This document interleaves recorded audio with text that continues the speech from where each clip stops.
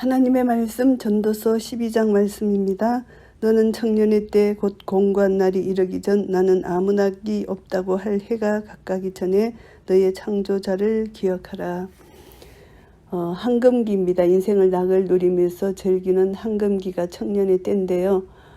이 청년의 때에 하나님을 기억하고 하나님을 경외하는 삶의 자세를 잃지 말아야 될 것을 다시 한번 강조하는 말씀이고요.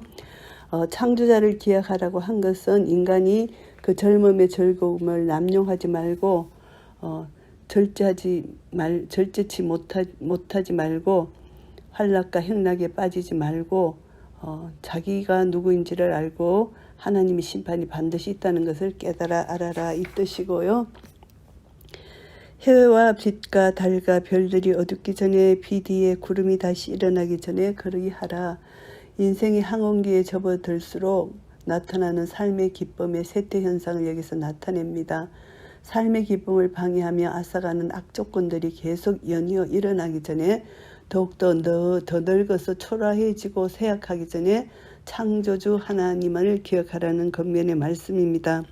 그런 날에는 집을 지키는 자들이 떨 것이며 힘 있는 자들이 구부러질 것이며 맷돌짓 하는 자들이 적음으로 그칠 것이며 창들로 내어다 보는 자가 어두워질 것이며 여기서 이제 노인들의 이제 정상 현상들을 말씀합니다.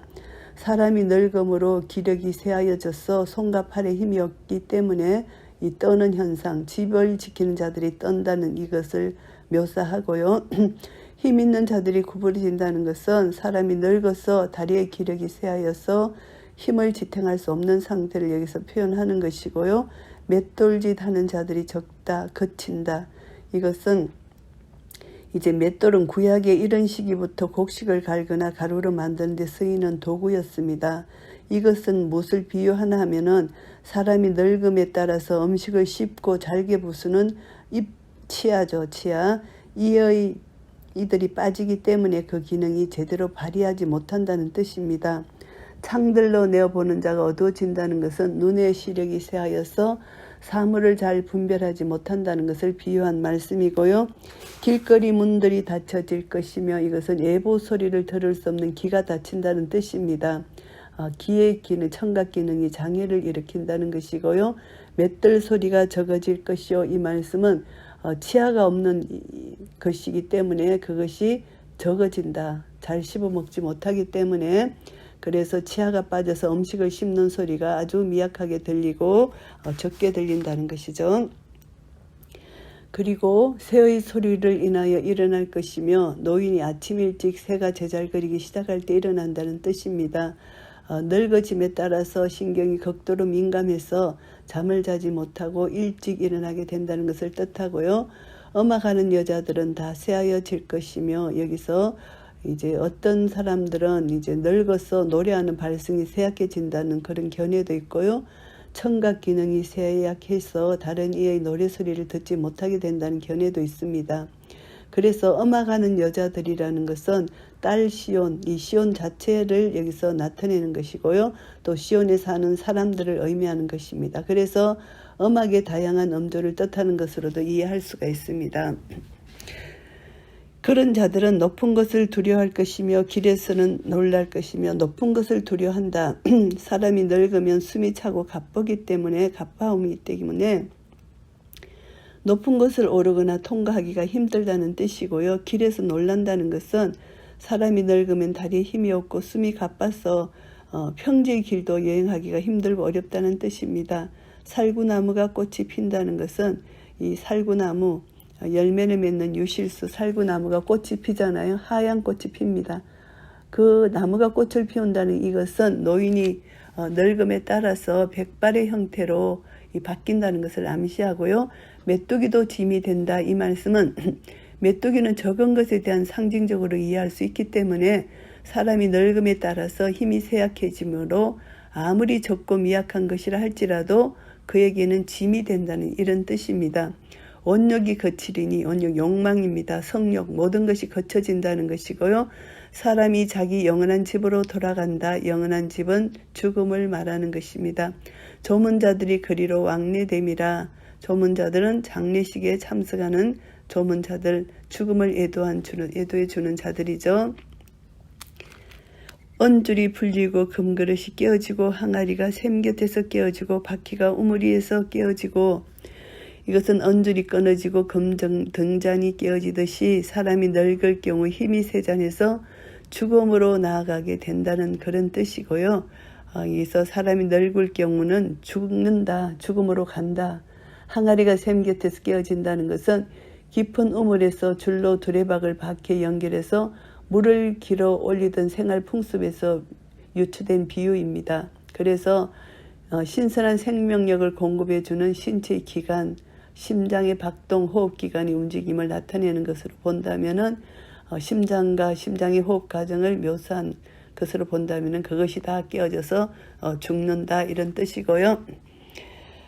흙은 여전히 땅으로 돌아가고 신은 그 주신 하나님께로 돌아가기 전에 기억하라. 인간의 육체가 죽어 땅에 묻히고 다시 흙으로 돌아간다는 것이죠. 그래서 전도자가 가로되 헛되고 헛되도다, 모든 것이 헛되도다. 1장 2절에서 시작했던 말을 반복한 것입니다.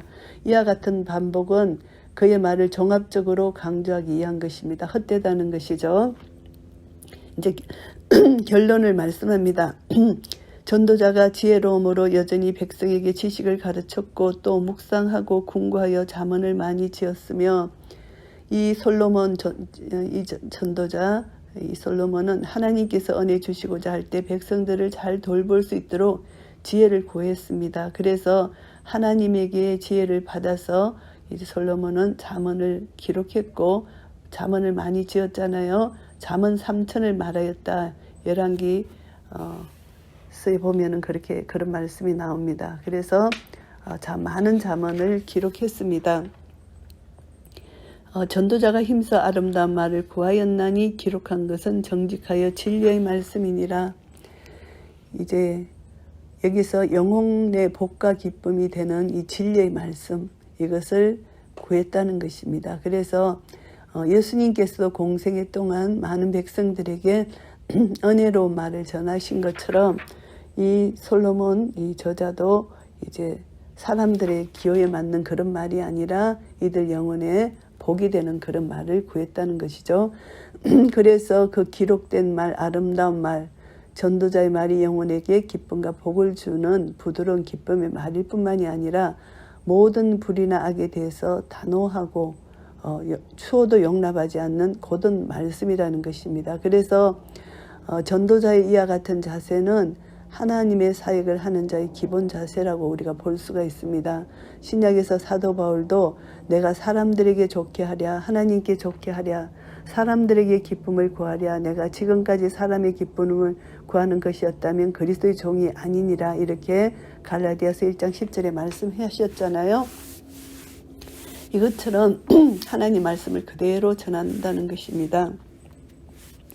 지혜자의 말씀은 찌르는 채찍 같고 회중의 소성의 말씀은 잘 박힌 못 같으니 다 한 목자의 주신 바니라.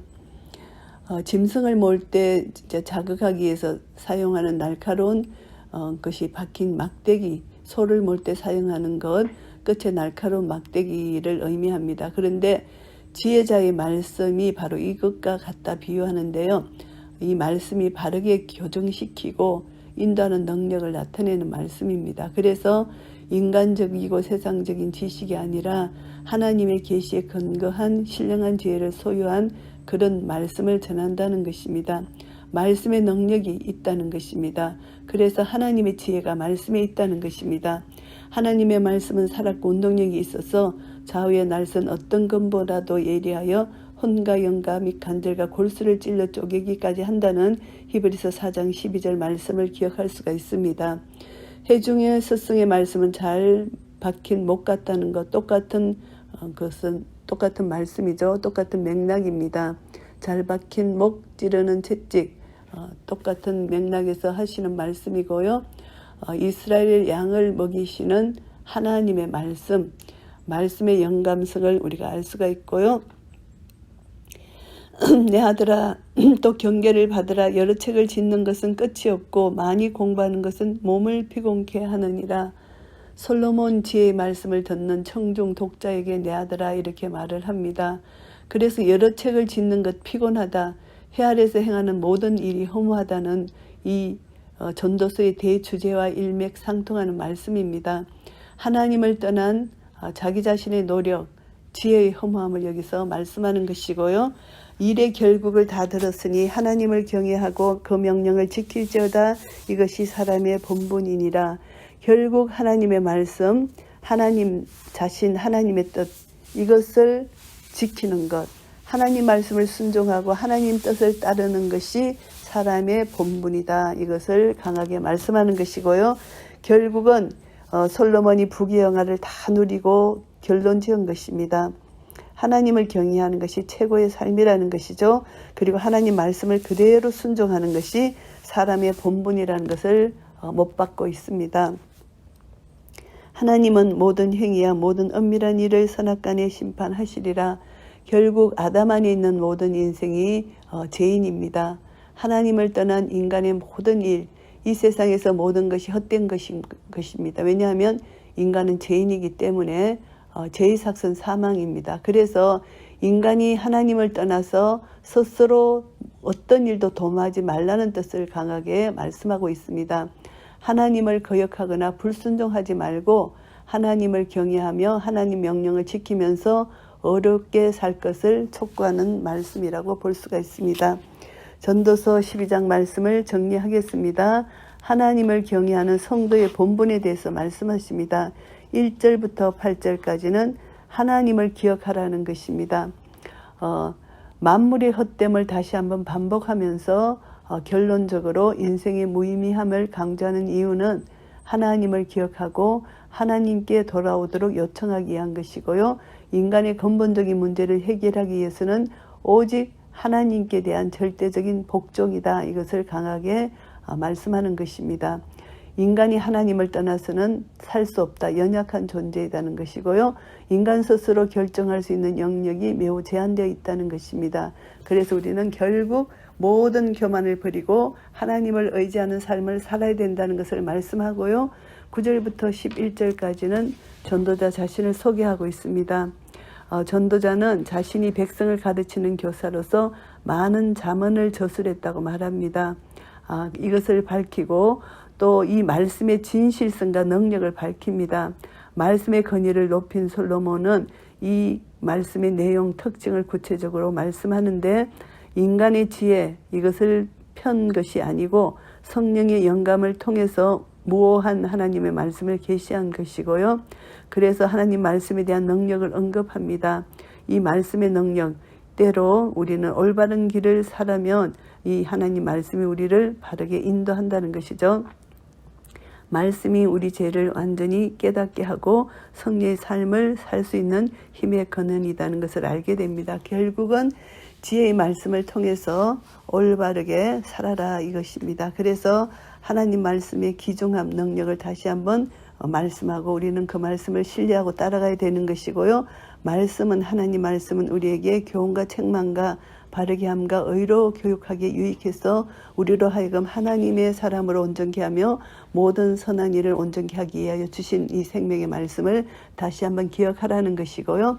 12절에서 14절 말씀은 이제 하나님을 경외하고 하나님 말씀을 순종하는 것 이것이 최고의 삶이라는 것입니다.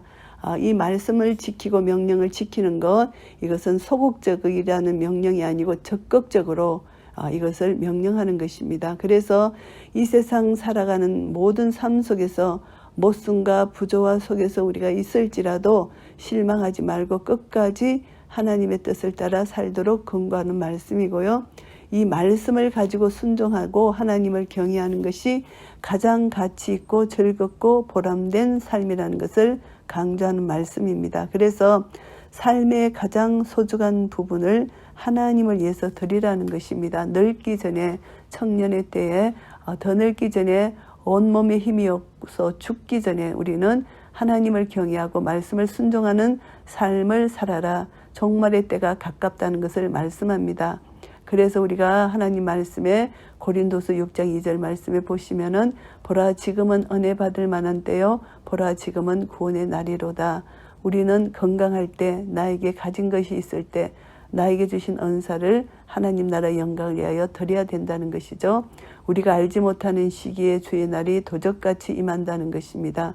그래서 우리는 이 땅에 살 동안 이제 게으르지 말고 나태하지 말고 종말의 때가 바로 내일이라고 생각한다면은 우리는 더 깨어서 근신해서 하나님 말씀을 순종하고 살아갈 수 있을 것입니다. 사람의 본분이 바로 하나님을 경외하고 순종하는 것입니다. 결국은 우리 하나님 앞에 섰을 때 이 세상 모든 자들이 심판을 받을 것입니다. 그래서 하나님 앞에 섰을 때 착하고 충순된 종아 잘하였다 칭찬받는 그런 자들이 되어야 되겠습니다. 순종이 제사보다 낫다는 그 말씀처럼 우리가 형식적인 예배를 드리는 것보다 오직 한 말씀이라도 순종하여 나아간다면 하나님과의 관계 속에서 우리는 하나님을 경외하는 삶을 증거로 나타내는 삶을 살게 되는 것입니다. 이런 은혜가 우리 모두에게 있으시기를 예수 그리스도 이름으로 축복합니다. 아멘.